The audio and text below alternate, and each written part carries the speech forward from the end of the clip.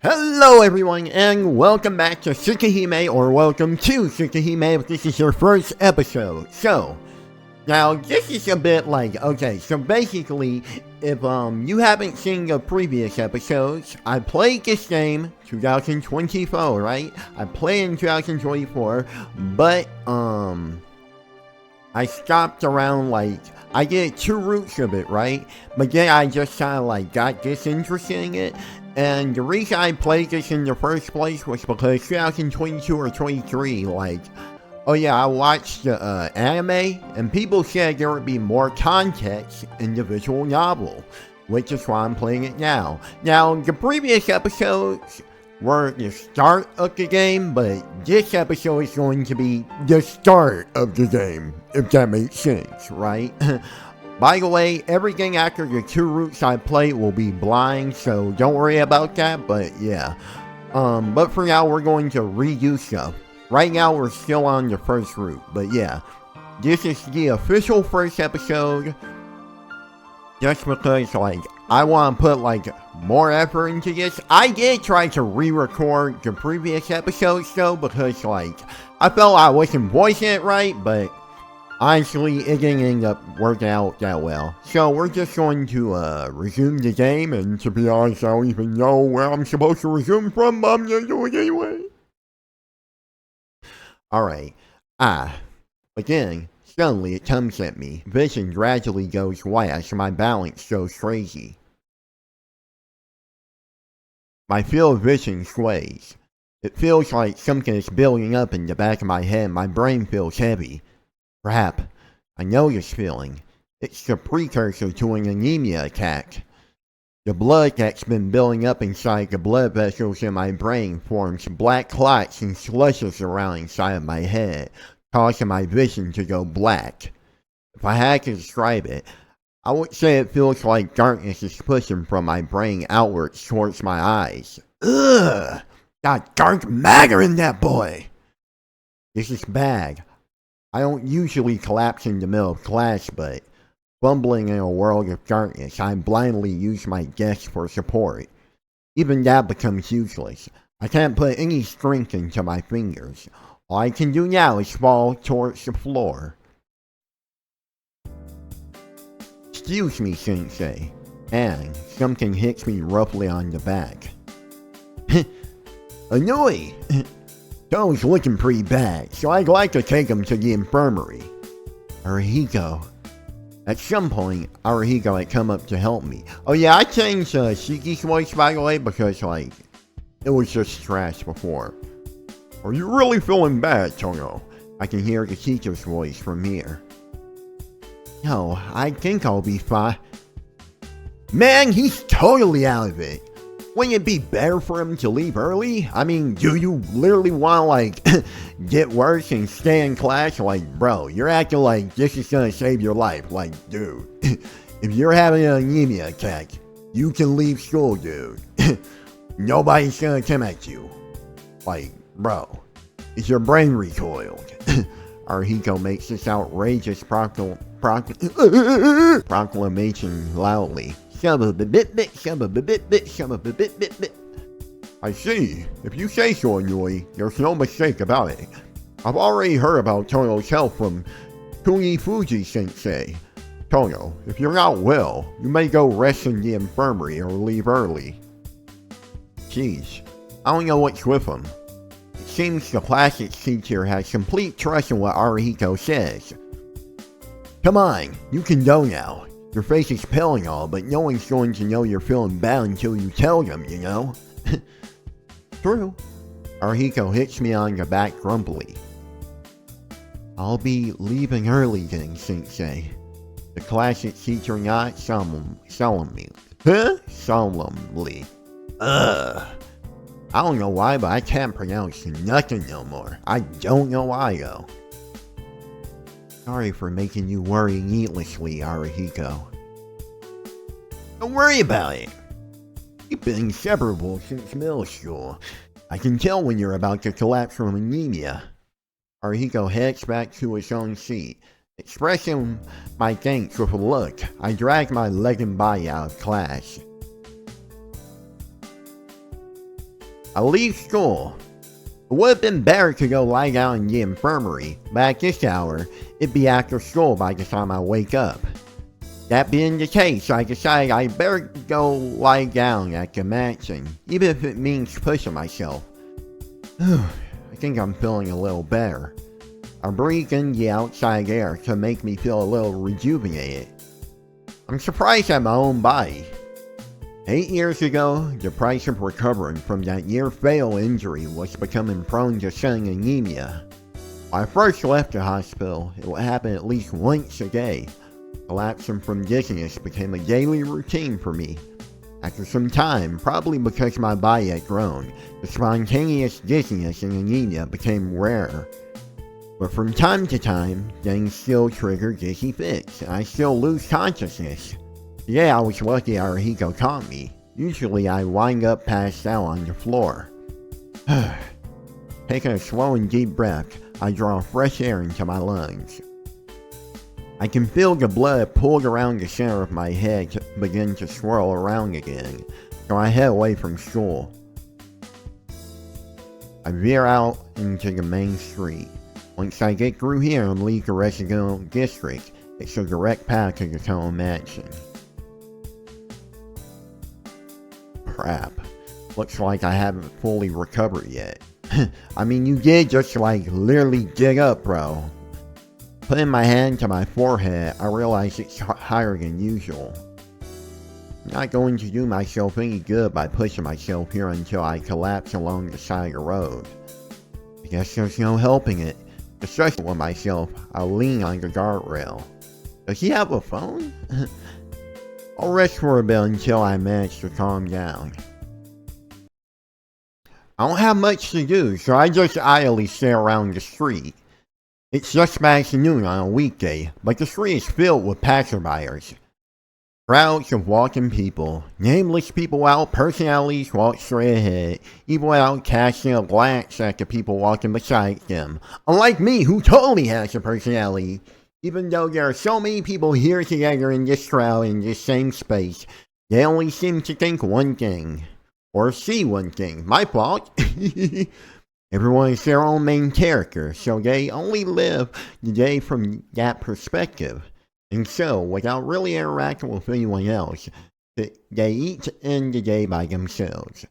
In a way, you could say it's a very lonely thing. I begin to think melancholy thoughts. Perhaps a result of my fever. Guess I'll go home now. I feel calmer, and all I'm doing is wasting my time with pointless thoughts. Getting up from the guardrail, I resume heading home to the mansion so I can rest. That is until I see her.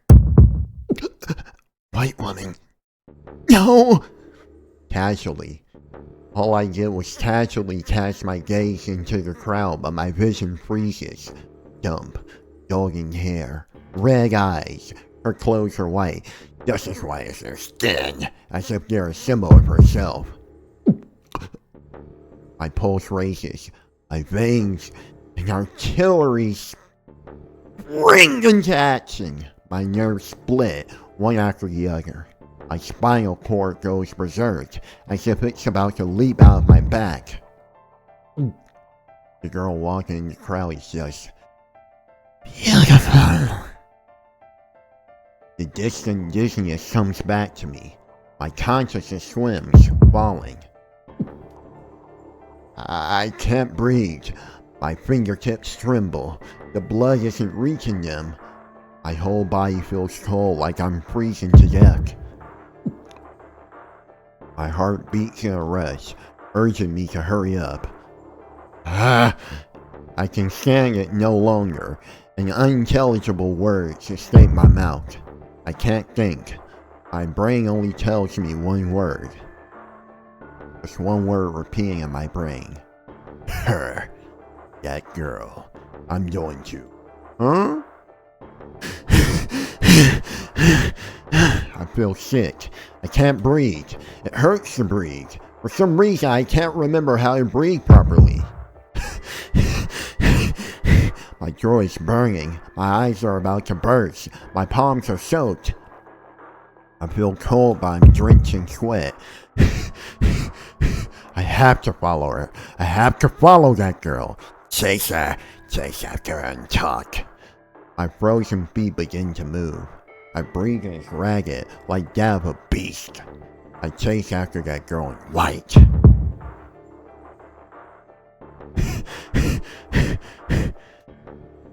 The girl walks slowly.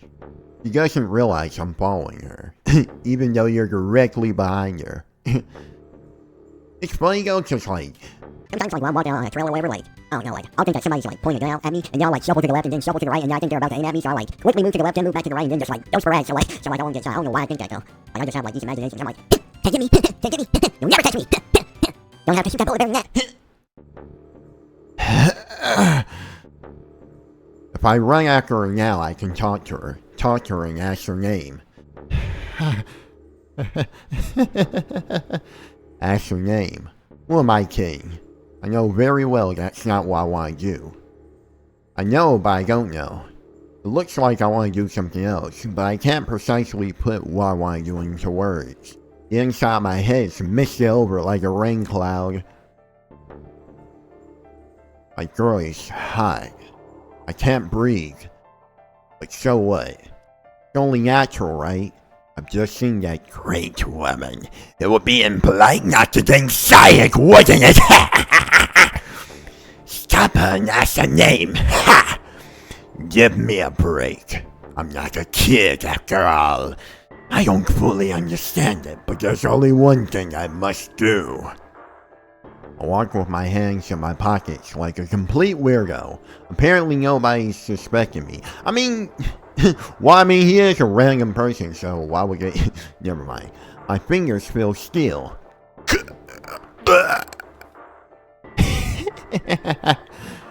How fortunate. The tools are all here. She walks. I leave plenty of room between us, so she won't notice, so the other people around us won't suspect. You and I are complete strangers. That's why I have to do my best to make following her look natural. She walks into an apartment building. I don't go in yet, but instead watch from the outside. She takes the elevator up. The elevator stops at the 6th floor. I check the common mailbox on the 1st floor. There are 5 mailboxes for the 6th floor. I touch one of them and feel a sharp sensation. I smell it. There's no mistake. Booty cheeks! Just saying. Her room is the third one on the 6th floor. I enter the elevator and press 6. Listen, I'm excited. I grip the knife in my pocket tightly while in the small elevator. Whoa. She's very close by. Just a little more and I can... Her? Thinking about it makes me feel ecstatic. My whole body feels like a sexual organ before the climax, huh? I get off the elevator. The 6th floor corridor is empty. This is good. Quickly! I want to do it. I arrive in front of room 3. I'm about to press the doorbell when I stop. These glasses are in my way. I can't do what I've come to do with them on. It's a promise, Shiki. You never cut those lines thoughtlessly. Shut up, Sensei. Long ago a woman told me such a thing, but right now neither her name nor her face comes to mind. So I don't care. Slowly I remove my glasses. I can see the black lines, and not just them. Has something happened to my eyes? Apart from those abominable lines, I can see points, like black holes. Countless numbers of them. I don't know myself what I'm trying to do. What I'm trying to do to this. What does Solo Shiki want to do with that girl? I don't know. Still not knowing, I push the doorbell. Yes? I hear the voice behind the door and the door opens a crack. In that instant, I slip through it. Silly white woman, opening your door to a random stranger. You got what was coming to you. Huh? The girl says. No, she tries to say. She'll never get to finish what she tried to say. Because I cut her apart before she could. In that instant, I slipped through the door. Not taking even a second, I draw the knife across the lines running throughout the girl's body, stabbing, slashing, piercing, driving, splaying into pieces. Completely and utterly, I kill her. The black lines stack of iron into 17 pieces.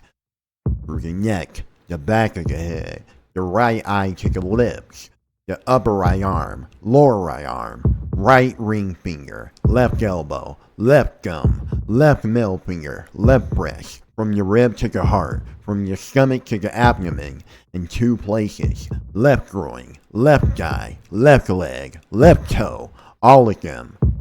As I pass by her, not even taking a second, truly an instant entirely, I dismantle her into 17 pieces of meat.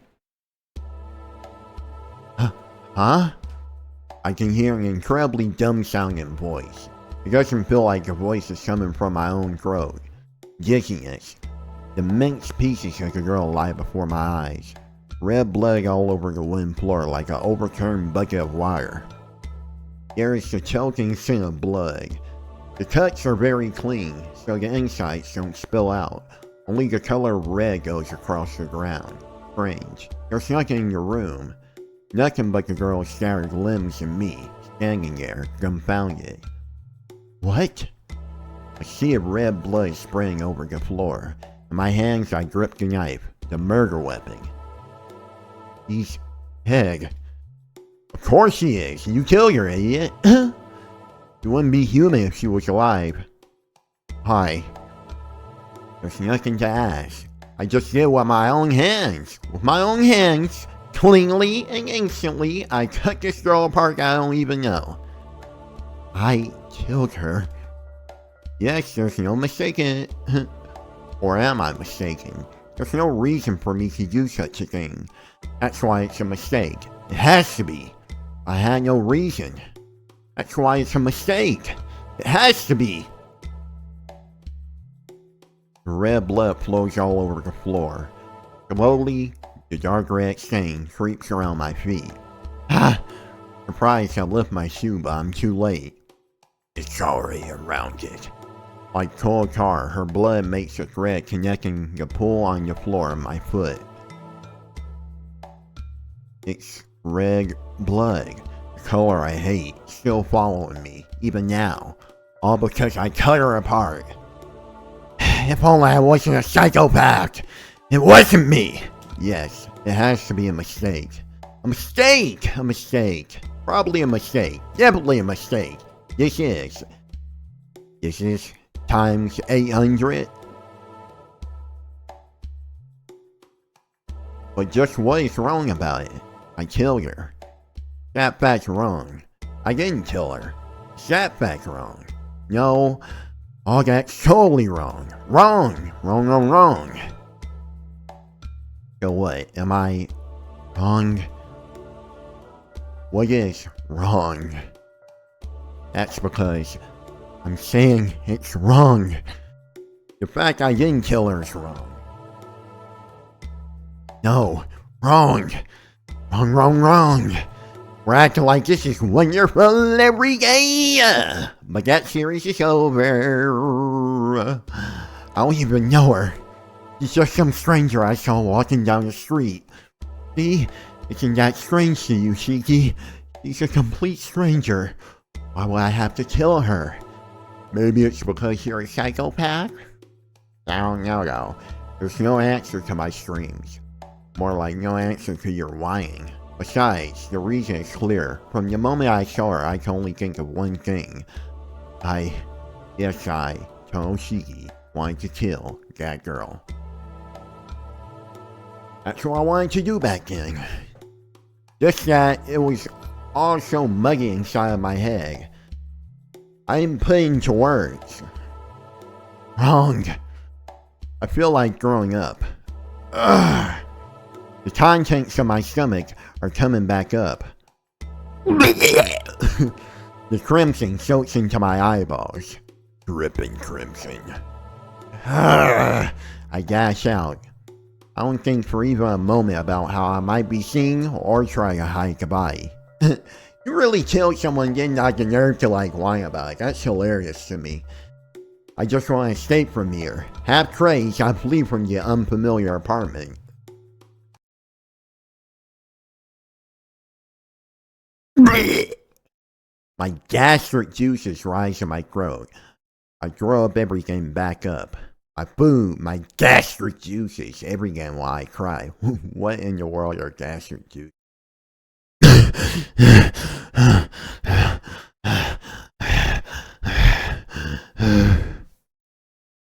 There's nothing left in my stomach, but my body continues to force me to throw up, as if trying to undo what had occurred to me and return me to a normal life.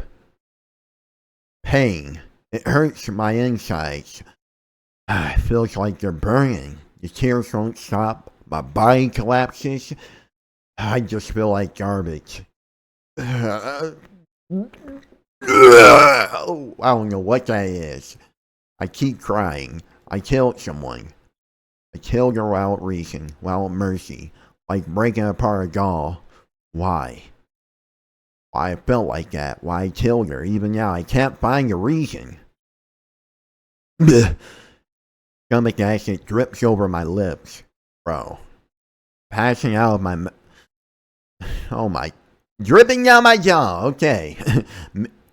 Mixed with the juices is something red. My throat is probably bleeding because my stomach keeps trying to throw up even when there's nothing left in there. It hurts. That's why this isn't a dream. I'm just lying to myself. Oh God. They were all lies.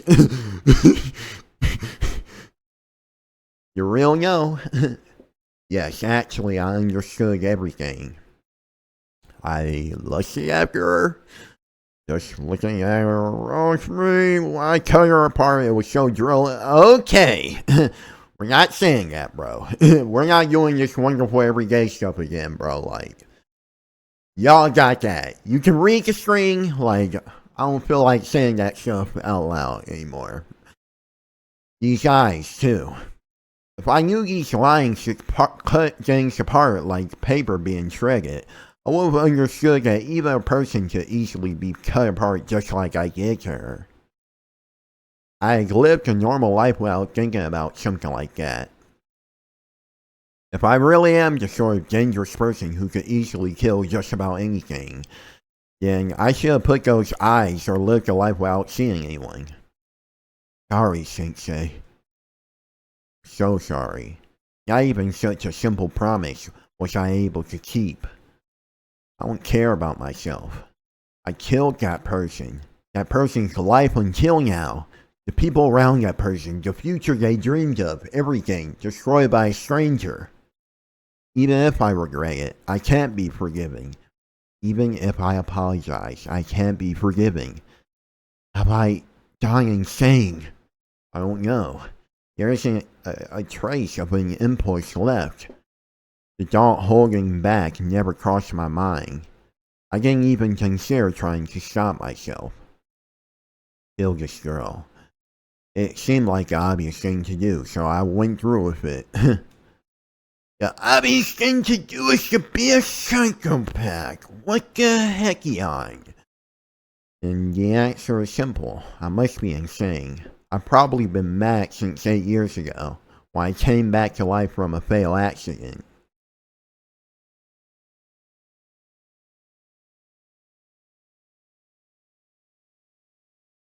I can hear the sound of rain coming from somewhere. It's raining. I'm in a daze. My throat hurts. Ugh. I can speak. Tsukihime? Then I become aware of someone's presence near me. My room. Somehow I'm in my room. Have you awakened, Tsukihime? Hisui? Yes. How is your body feeling? Joey asked me an odd question. Why? Yes, why? Why am I asleep in a place like this? Even though I I was about to say killed someone, but I stopped myself, which is pretty useless because I already said kill. My brain tells me I shouldn't say those words. What am I doing here, Hisui? Do you not remember Shiki-sama? Hisui raises her brow. There's still a call to say you left early. However, you did not come back, even after dusk. So, when my sister went to look for you, she saw you resting in the park. Park? You mean the park near here? Yes, when she found you, you were resting on the park bench. Then, you returned to the mansion on your own feet. You gotta be kidding. I don't remember any of that. I do not believe it is an odd thing that your memory is unstable, Shiki-sama. It's difficult for me to say this, but when my sister brought you back, you were in a daze. I don't remember any of this. I have no reason to doubt what she says, though. Yeah, it's already 9 o'clock. I don't remember anything. Yes. When you returned to the mansion, you said you wanted to sleep. My sister suggested we call a doctor, but you said it happens all the time. I see. I guess I do collapse from anemia all the time, but this time it was different. Because I had killed someone, huh? Because I had killed someone, huh? What did I look like, Hisui? Huh? My clothing, I mean. Was my uniform, with the blood? It was stained with blood. The uniform was dirty, so I am washing it. Washing? You mean those blood-stained clothes?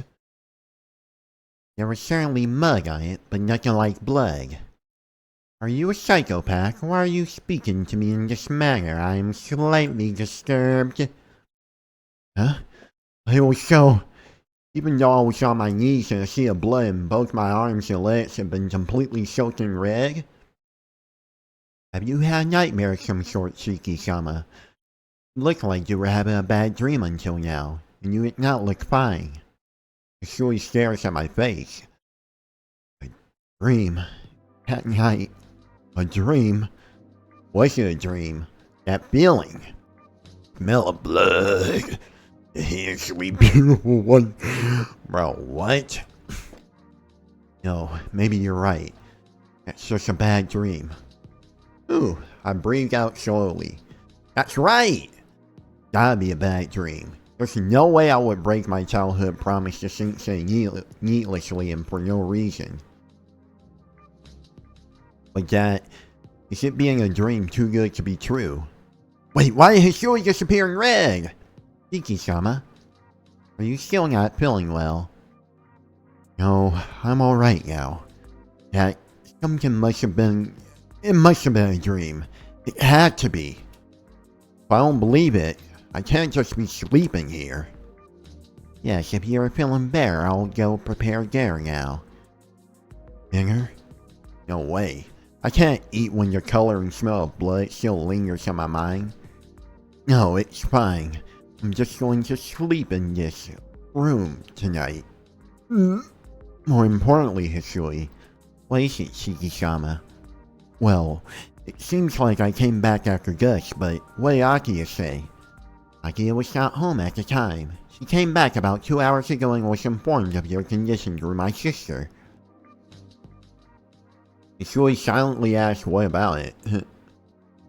Oh, it's nothing. I was just wondering if she was assistant with me for causing her trouble on the second day after I came back. It did seem like Akiya was distressed, but I would not say she was disgusted. My fault. I apologize. I had a little stutter, a little Porky Pig moment. Well, I will be leaving now. Please call me if you need anything. Yeah, thanks. Oh, one more thing. I forgot to ask. What is it, Shiki-sama? It's raining outside. When did it start? Before you came back. When my sister found you, you were drenched. I see. I can't even remember that. Well, we did see that, which is kinda funny. Seems like it was a pretty serious case of anemia. If that's the case, I shouldn't have pushed myself and should have just rested at school. Night. I'm really sorry about today. Please express my gratitude to Kohaku-san too. I understand. Good night.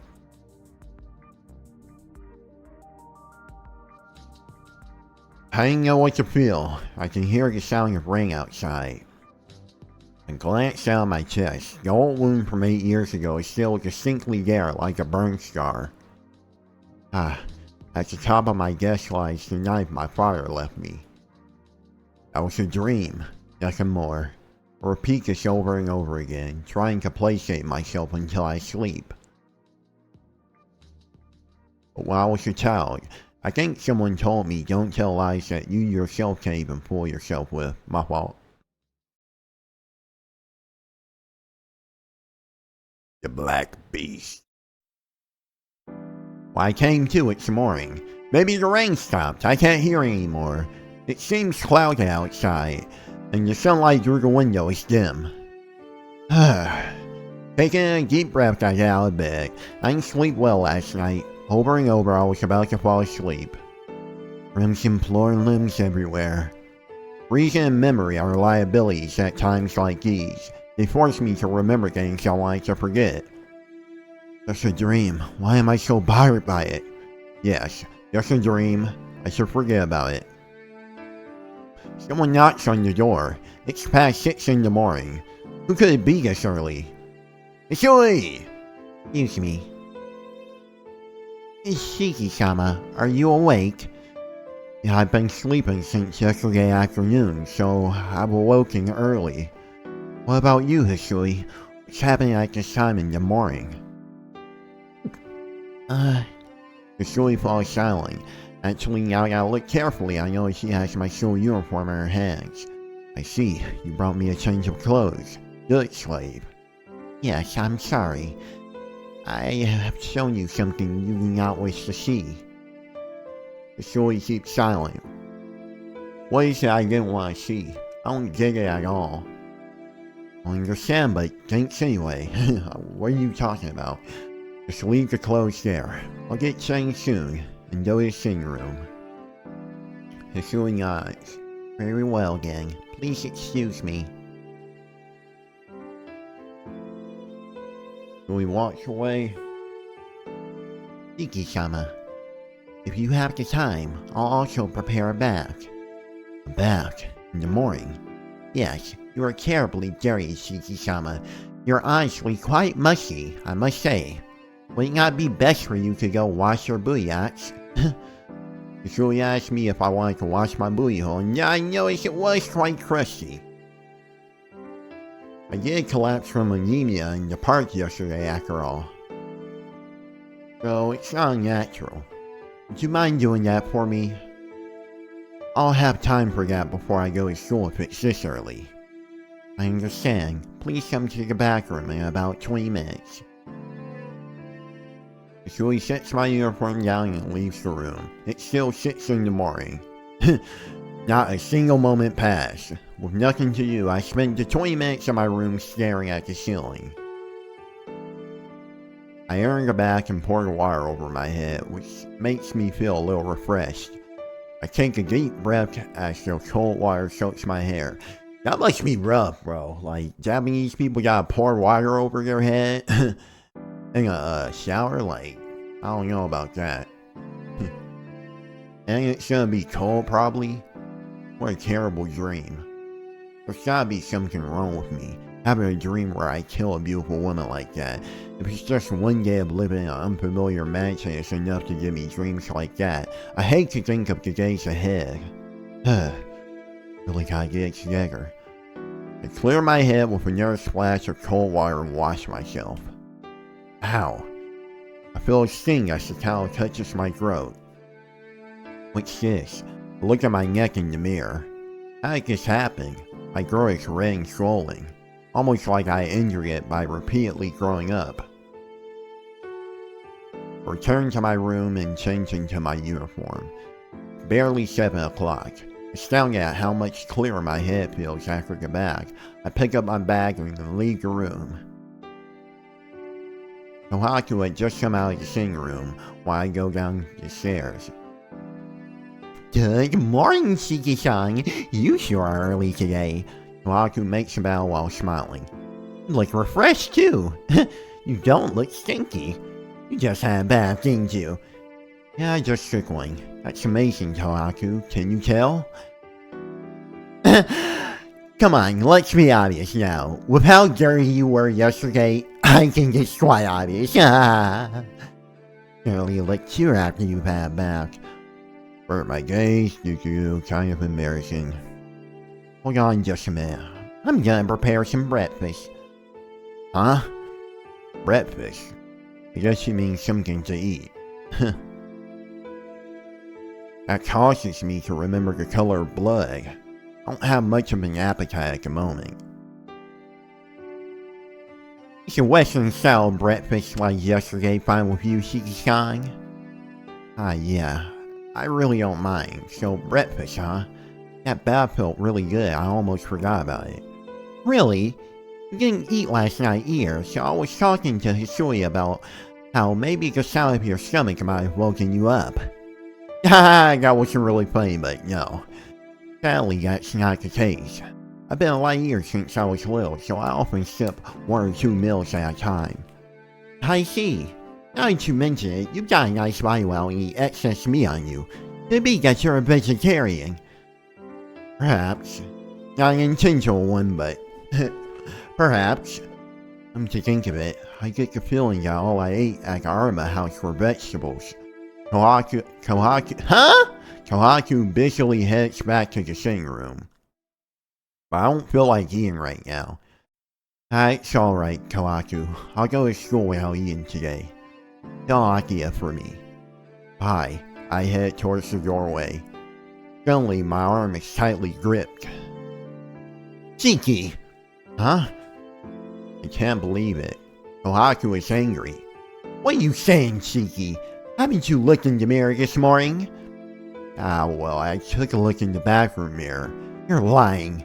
You wouldn't say something like that if you even looked once. Kohaku is seriously angry.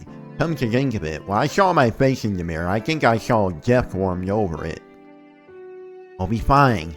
I just don't have a lot of blood in me, so I look worse than normal people. That won't do. I'm not gonna grow without eating breakfast. If you don't have an appetite, I'll prepare something for you easy to eat. So please, go to the dining room.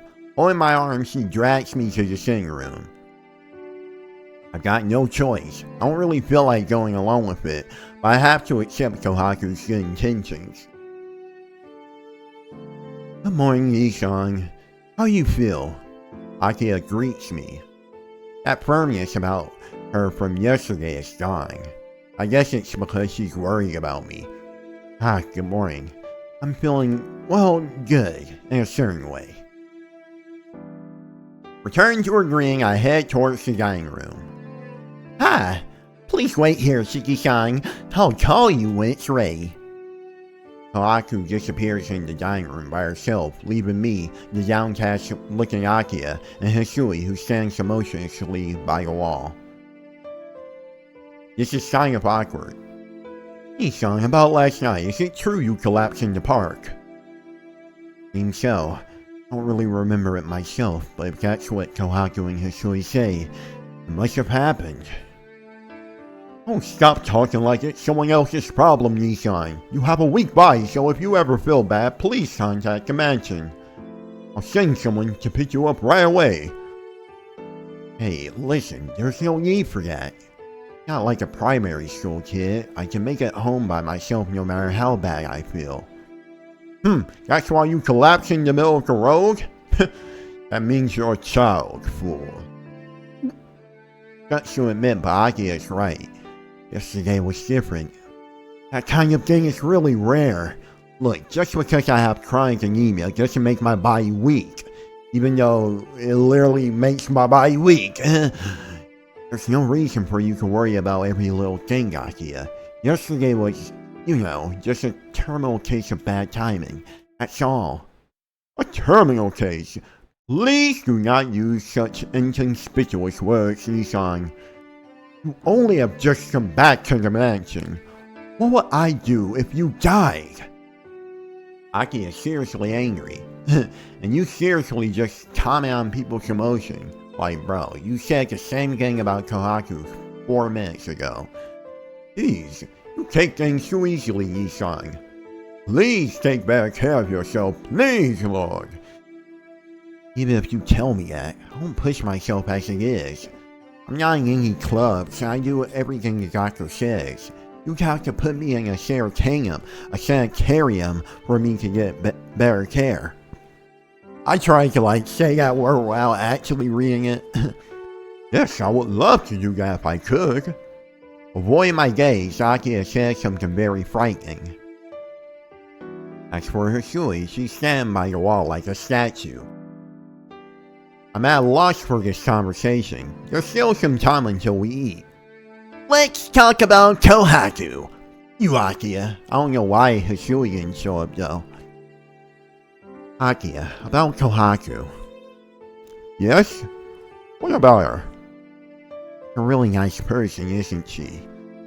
I was just scolded by her in the hallway.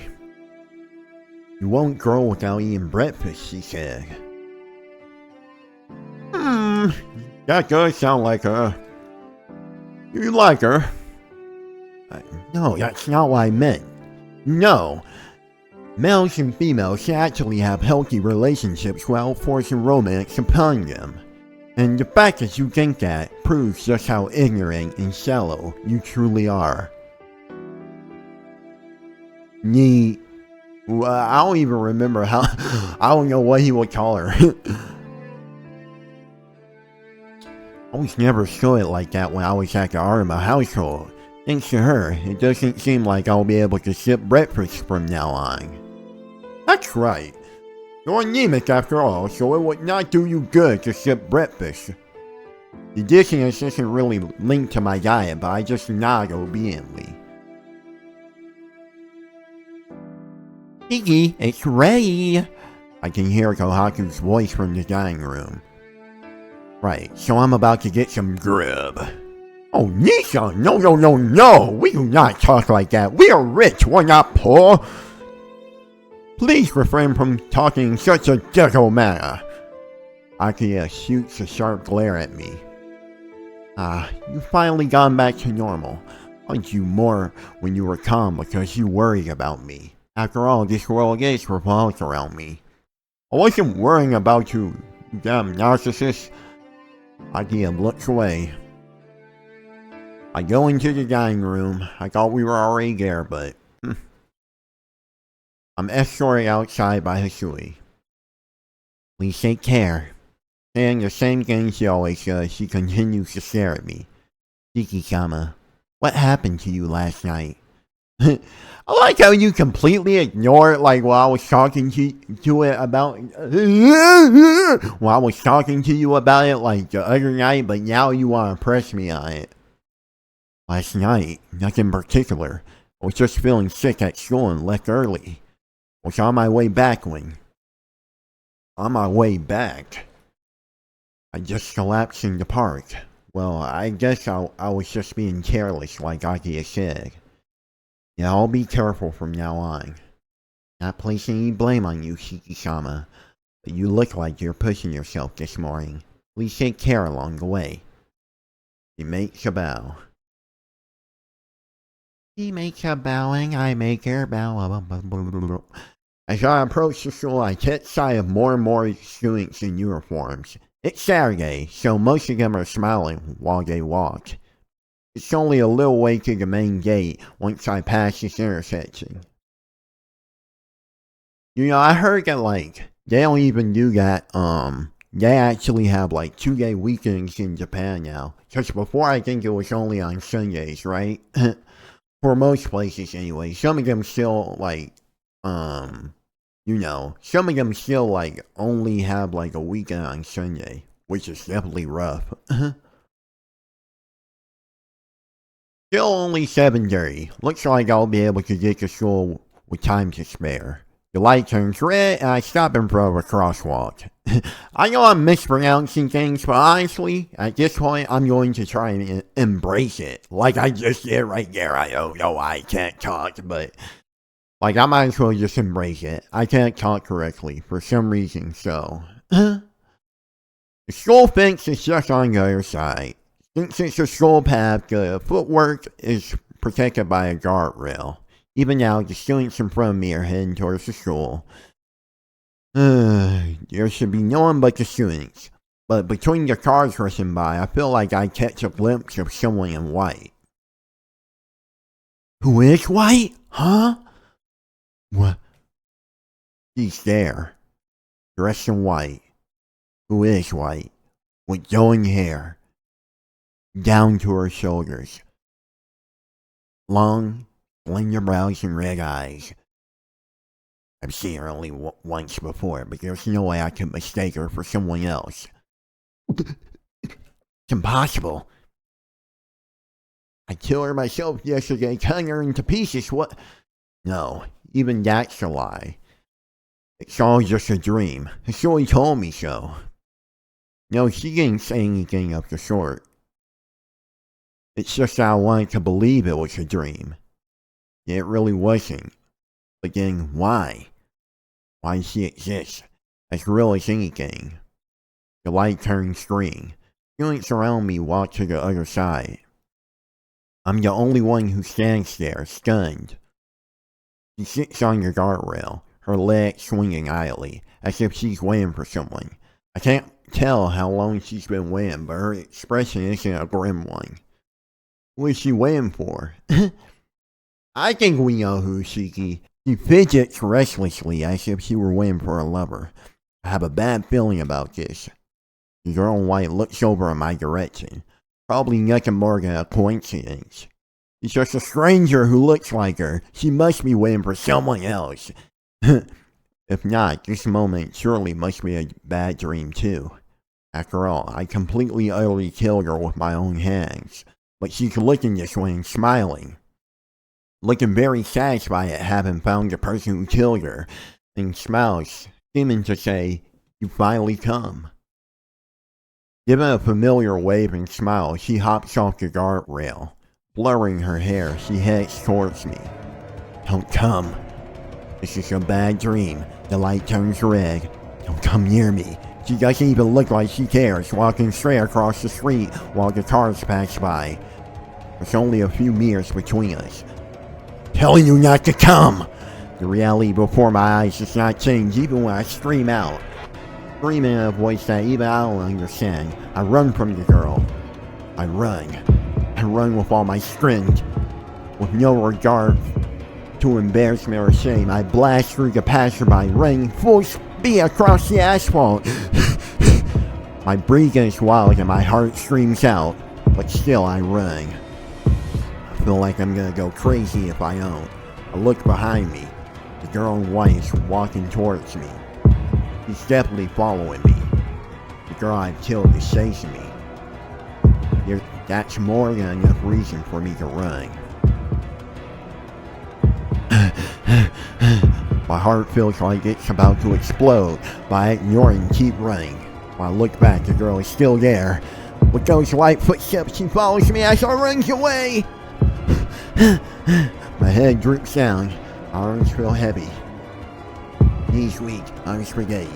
My legs feel like they're about to tear off. But despite that, I'm running with all my strength, and yet I can't get away from someone walking after me. My breath is out of control. I think I've already run several kilometers. But even so, when I look back, she's always there, walking towards me. Naturally, like she's taking a stroll, she follows right behind me.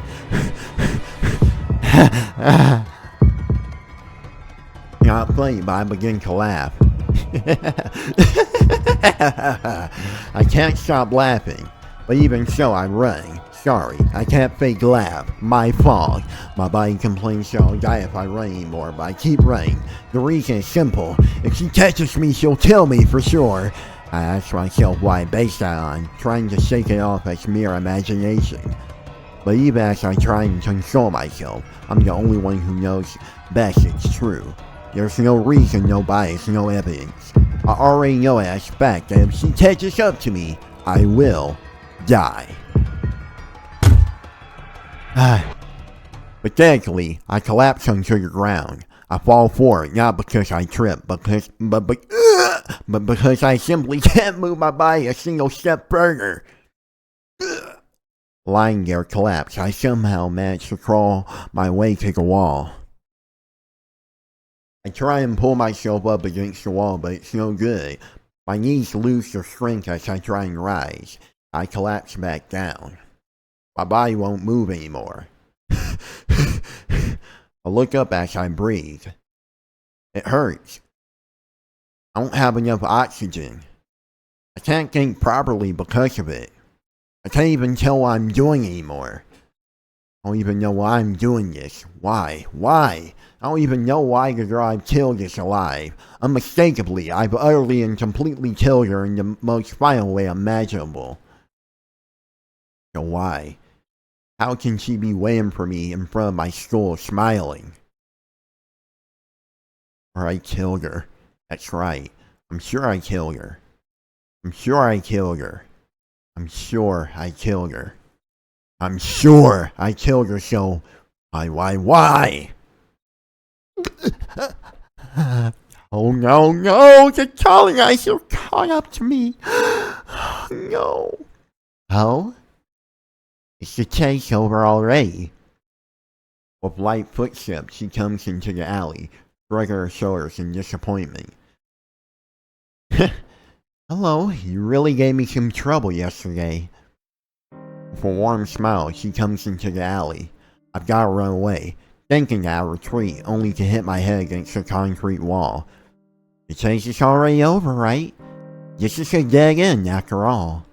There's no need to worry about anyone coming along interfering. Panicking, I look around at my surroundings. I'm disgusted at my stupidity. Running away here is like asking her to kill me. Literally a dead end. Been a long time. 18 hours since then. I finally found you. He takes another step into the alley. You... What? I definitely... Yes, I'm the girl you killed yesterday. I'm glad you remember. That can't be true. There's no way. It'd be ridiculous. Dead people can't be alive. That's true, but there's no need for you to be surprised. I just revived, that's all. With that curt response, she takes another step, the sound of it reaching my ears. The distance between us is gradually decreasing. Revived. Stunned, I repeat her phrase back to her. Revived. You mean some doctor saved her with some surgery? Don't be stupid. There's no way any human could revive from being cut apart like that. Yeah, then again, I'm not human. Huh? Her words are so simple, there's no way I could have misheard them. I'm not human. That's what she said. What? Geez, isn't that obvious? You think there's a human being out there who can revive after being cut to pieces? There's no way a human like that could exist. Something like that is just a monster who looks human. Something that revives even when being killed. Something that death is irrelevant to. Something that quickly returns to normal and starts moving even after being cut to pieces isn't something you can call human. No way. That seems to be the girl in front of my eyes. I try and laugh, but my throat's dry. I can't. What is that? Not exactly a funny story. Besides, there's too many things in this story that aren't funny. Because definitely, if she's not human, it explains why she's alive even after I've killed her. I start to calm down. I've got to observe everything. Kids are not human. So what are you? Me? I'm called a vampire. To put it in your terms, I'm a monster who lives off human blood. Ah, good. Vampire is at least something I can understand. I see, you're a vampire. What a crazy reply. I've heard vampires can't walk around during daytime, but I guess that's a trivial matter right now. What does this monster want from me? Huh? Have you forgotten what you did to me yesterday? Even though you didn't know me, you cut me apart the moment we met. You gotta be a pretty used to this to ask me what I want with you now. She looks more disgusted than angry. But right now, that's how I feel too. Because someone I know I've killed is complaining to me about killing her. Hey, are you listening, murderer? Yeah, I'm listening. Sorry, could you shut up for just a minute? I'm reflecting on how unlucky this is, even for me. So, you kill me, then say that you're unlucky. Slit your throat. I have the worst luck. There was this girl I wanted to kill for no reason. I killed her on pure impulse. My memory wasn't clear after that, so I calmed down, thinking it was just a dream, but it turned out to be real. What's more is it turns out the person I've killed isn't even human. I can't help but laugh. But it's not all bad. If the person I killed has come back to life, that means I haven't actually killed anyone, right? Well, I suppose that the fact remains I killed someone, but she's still alive. And that's something I should honestly be happy about. Yeah, with this, I should be able to get back to living my normal life. Stress-free, no guilt. Okay, I've calmed down. If you still got something to say, I'll listen. Complaints, grudges, whatever. Talk all you want. Yeah, I've got a whole lot of things to say to you, but you're weird. I'm just taking everything in right now. You could say I've built up a resistance to weird stuff like this. I don't think it's much helping to say so. She stares at me. It isn't malicious. It's strange. I thought that to get back at someone when they got... To get back at someone when they got you was one of the common laws of the world. Then she should be trying to kill me, but... What are you staring at? You're here to get revenge, right? Then... Yeah, I guess I'm supposed to kill you back in theory. I'll kill you if you really want me to, but otherwise, I'll pass for now. You're not even worth my time. You're like a cockroach to me, worthless. Not very efficient that way. She stares at me head on. So, are you sorry? Huh? I'm stunned for a moment. The things she says are out of place. I'm asking if you're sorry for killing me? I'm thinking about forgiving you if you are. You see. Besides, I get the feeling you're a pretty bad liar for a human. Sorry, me? Yep. If you apologize to me, then I'm fine with that. This is unbelievable. What's so unbelievable? Not that the person I killed is forgiving me, but her voice sounds so kind. Hey, you have to give me an answer. When people ask you something, let them know. Come on, hurry up and answer. You can't get on with things until we've made it clear whether or not you're sorry. She's angry. Am I sorry? That goes without saying. Yeah, I regret it. No matter what the reason is, I did kill someone. Without mercy or reason, I killed just for myself. I do regret the fact that I killed someone. But more importantly, the person I killed was you, so. It's a lie that it's alright if she's alive. It's the fact I killed her. That's the ultimate violation. The greatest violence possible, besides... So, you can get your revenge on me. I thought it was only natural that you'd be here to get revenge. I hang my head, mumbling, like I'm confessing to someone. I see. Not a bad person. She smiles. Despite calling herself a vampire, she has a very honest face. I've decided I'm going to make you help me. Huh? Help her? What is she talking about? What do you mean helping you? It's simple. I'm going to get you to help me deal with the vampire which could ruin this town. Hold on, I'm getting more and more confused. Dealing with vampires, but you're a... Oh, no. I'm a vampire, but the vampire in this town is different altogether. You live here, don't you? Then you should know about the murders that have been occurring lately, right? Yeah, I've heard about them. Hey, wait. I remember now. Come to think of it, all the killer's victims had their blood extracted or something, didn't they? Don't tell me that. Exactly. Even the news is saying stuff like the work of a vampire, right? It's a funny thing. They obviously know what kind of creature is doing it, but no one is going around trying to vanquish it. That's why I've got no choice but to do it for them. Wait, but vampires don't exist. The lowers her brow in annoyance. Oh, that's right. There's an unidentified person standing in front of me claiming to be a vampire herself. I don't really understand, but what you're trying to say is that you're here in this town to exterminate vampires, right? That's right, but before I could, I was attacked and killed by some unknown killer. Yeah, that really got me. It was a perfect surprise attack, and I was cut into 17 pieces without a chance to do anything. That's right. Until I was fully recovered like this, I was really planning on killing you, you know. That's the first time anyone's embarrassed me like that. And it took about 80% of my power to fully recover. But more importantly, it really, really hurt. It was so painful I thought I was going to go crazy.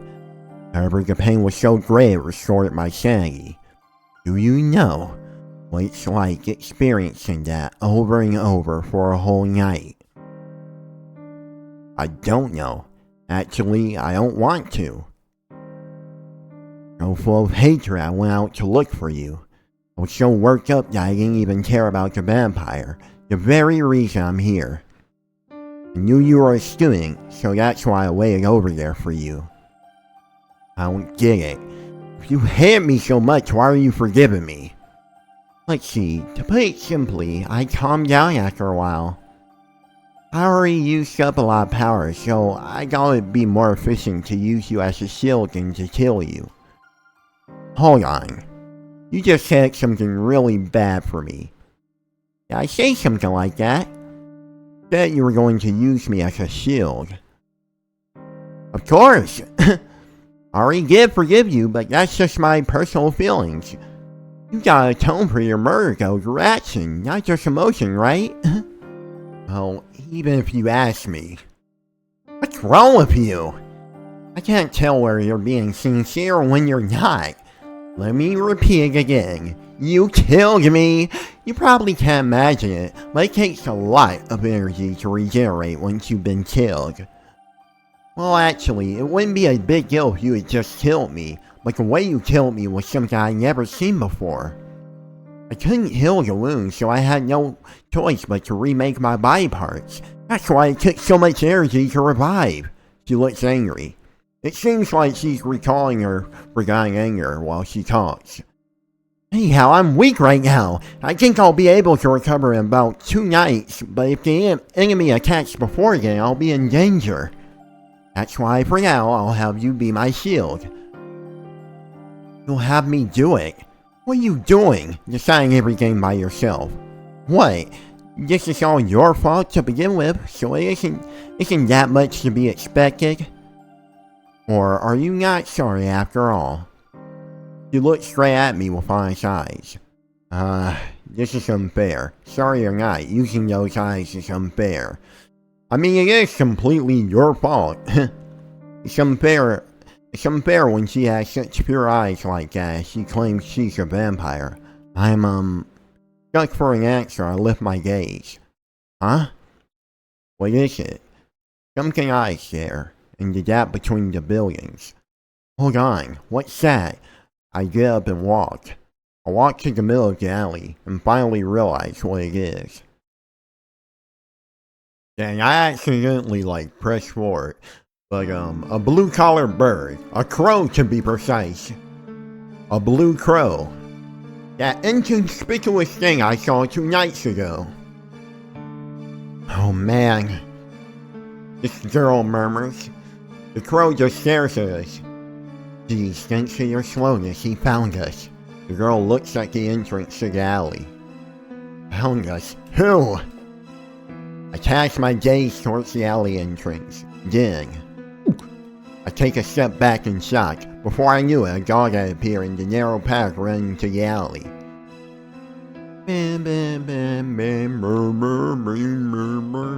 It has 4 tough legs and a tense neck like a steel frame.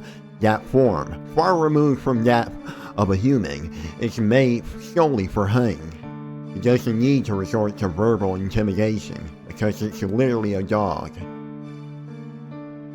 A black dog? I start to shake. The black dog looking in our direction isn't small like a stray. As big as a German Shepherd or Doberman, it just stands there, menacingly. Real Rago! Whoops, did I just say her name? Wait, I gotta keep it a secret so y'all can find out yourselves. The girl says nothing, but looks at the dog with disinterested eyes. Ugh!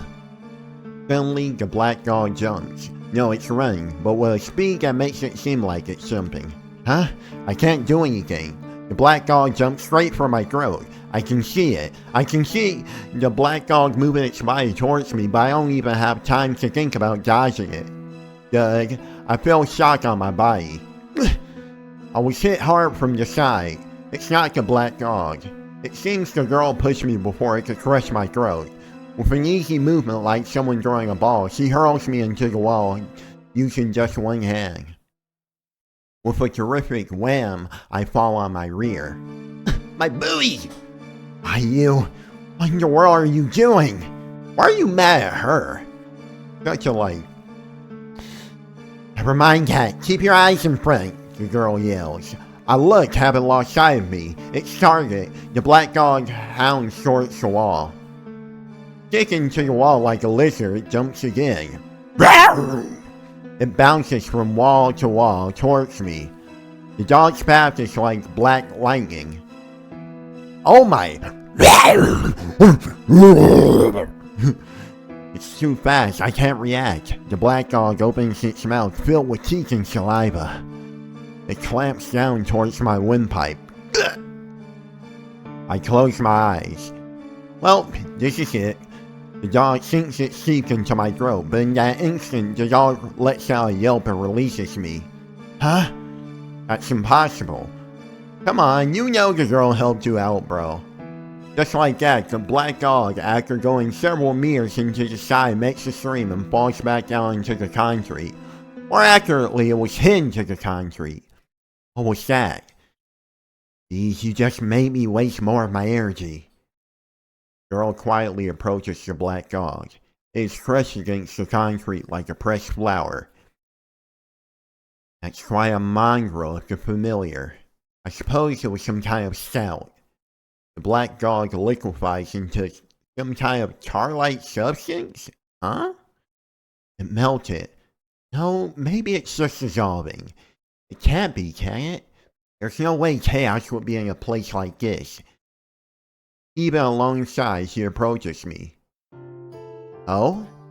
You don't seem to be hurt, so there's no problem. She's mumbling something. I grow. I can still feel the dog's teeth sinking into it. What was that thing?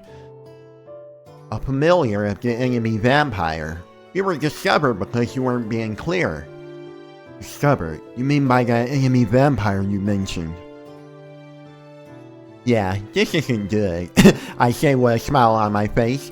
It looks like I really will need you as a shield now. She says it so casually and with a smile. Stop saying such crazy things, you idiot. You saw me. What do you think I can do? You're a lot better off by yourself. Not really. With the power I just used to protect you, I really am empty now. What in the world? I'm grateful she helped me just then, but still. Can't do it. I can't. I don't have the power to drive away something like that. Sorry, but I can't even be a shield. Liar. You killed me. How would you lie after doing something like that? That was something even I don't understand myself. No. Look, I can't do it. I'm just a normal human. A normal guy who might see in your eye after I've caused you to die. I can't help you. Not true. All you have to do is keep watch while I sleep. That's it. You can do that much without any problems, right? She looks right at me. Somehow those eyes are making me weaker. Sure, operate, bro. For some reason, I can't decline. I did kill her after all. It's my fault she's weak and has to ask others for help. It's my responsibility. Besides, although I've only known her for a while, she doesn't seem like a bad person. Even if she is a colonizer. So how about it? Can a human like you just cooperate with a vampire like me? Well, that would be the obvious answer, but... Don't look at me with those eyes! I'm weak to him! Making me feel overcome with guilt and unable to refuse. And now that I've got myself into this mess, I won't be able to sleep at night if I just deny all responsibility. And I know I'm gonna regret this. So yeah, I think I could probably do it. The enemy's the serial killer, right?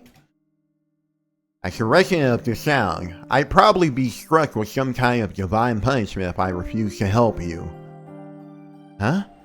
You mean, you're gonna help? I'm not gonna be your shield.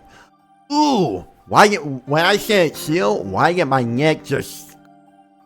It just... Why did you do that immediately? Well, if it's just being your lookout, I'll do it. Feel disgusted at how stupid I am as soon as those words come out of my mouth. I feel disgusted, but... There's something about her deeply shocked expression that's... Wow, are you serious? You're really dumb. I'm really a vampire, you know. Hey, listen, why are you saying all this now after you've drained me so much? That's true, but... Well, whatever. If you're going to cooperate with me, then I should be grateful. With a very happy expression on her face, she approaches me as I lie on my rear up against the wall. Our contract is established. You sold your soul to me. You should be happy. She extends her hand towards me.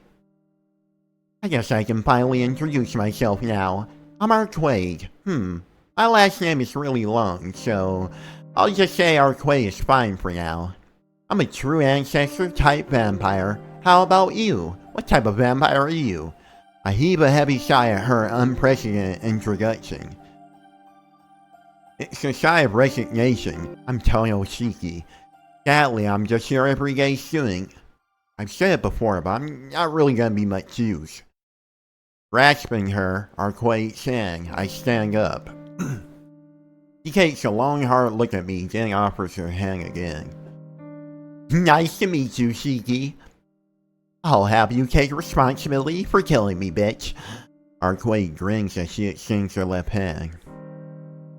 There are all sorts of responsibilities in this world, but this is probably the first and last time someone takes responsibility by helping someone they killed.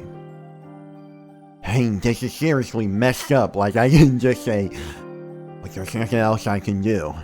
I grudgingly extend my left hand and shake hands with the woman in white, claiming to be a vampire. Beep, beep, beep, beep. The pretty nice room. I'd have no problem spending the night here. Arquade looks around at the hotel room. I've got nothing to say for now. My room has probably already been discovered, so let's hang out here for the night. No, you don't have to worry about me. I'm rich, so I'll treat you. Speaking cheerfully, Arquade closes the curtains. He also turns off the lights in the room, and it becomes as dark as night. I sigh. What are you thinking, Arquade?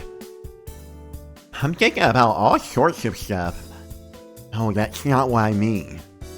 I'm asking why you rent a high-class hotel and not a cheap one, and why you rent out the whole top floor. I try to say this, but I stop. Right now, my job is to guard this so-called vampire, nothing more. I'm not gonna ask any useless questions. No, forget it. Do whatever you like. That's what I thought. You're weird, Tsuki. Suddenly getting mad and going silent like that. I just don't get you. Arquette lies on the bed, smiling like she's having fun. I'm going to sleep until the sun sets. You better rest while you have the chance. Vampires don't move about in the daytime, so you'll be on guard for real during the night. Do you realize you just said something that completely contradicts your existence? No, it's alright for me. I guess it's almost my limit. Good night, Tsuki. Wake me up when the sun sets. Hey! Like a machine whose power cut off, Arquette suddenly falls asleep. She's so defenseless. Right now I could run away if I wanted to. She did force me to come with her after all. I could easily run away now. I don't have that impulse anymore, but I even killed you once yet. How is she able to suddenly fall asleep despite that? Look at her while she sleeps. Okay, bro, come on. Looks like she's breathing, but her body isn't moving at all. Peeky Gagooner. Like the air around her has stopped. It's so tranquil that even I might stop moving. What a peaceful slumber. So stupid. She's just so stupidly honest I might start to worry. But aside from that, this is a turning point. It's very well maybe the point of no return for Tomoshiki. Still, I can't leave her alone. I did promise after all. No matter what was promised, I can't break it. Boy is sleeping, pale white. She said she was weak. She said she was at her limit just a while ago, so I don't think she considered what I could do after she went to sleep. Room's quiet, 11th floor. The only sound is Arquette's breathing. Oh my god, bro. He's literally like... like he's like an elite bunny hunter. For some reason. Perfect body, blonde hair, silky, smooth skin. Like, bro. What's doing with you? No, to be precise, the kind I've never seen in my entire life. Vampire or not, Arquette is a girl. I have to take responsibility for the fact she's so weak.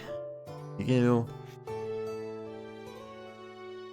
Things they even told me, my eyes are so strange that they would attract strange things. That I should be prepared to take responsibility. At the very least, I should keep my promise to protect her for tonight. White. The time you see when you wake up. The color calls some nostalgic memories to mind.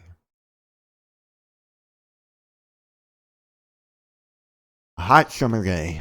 A blue sky and large columns of summer clouds. The scenery slowly wavers in the heat. The voice of cicadas. I don't really care if it's called cicadas, bro. I'm gonna say cicadas.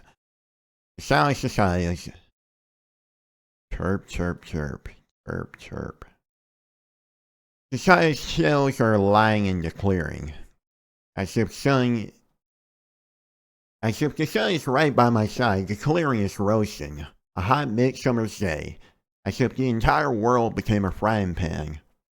Wow, wow, wow. Wow, wow, wow. Okay, bro. Akia is crying. Akia, who would always obediently stay close behind me, is brimming forth with tears. A child lies collapsed at her feet, soaked in blood, killed. The corpse of a child about my age. The task of a society cell. My two hands are red. With the blood that collapsed child. With the blood that collapsed child. Shiki! The adults are coming. The fallen child is still dead. The adults are yelling. Did you kill him? That dream. A dream I had forgotten about even in my dreams. I feel like I remember. Bro, why is this suspiciously similar to... Kiki, wake up. The sun's already set. Someone is shaking me. A somewhat unfamiliar voice and the touch of a cold hand on my shoulder. Huh? Alright! We are going to end it here for now, though. I definitely am glad I re-recorded this episode because, like, I feel like I did a little better now, but yes, save it here. Alright, I hope you all enjoyed this video. Hope you all enjoyed this series. I hope you all enjoyed today. I will see you all next time on the next episode of Tsukihime.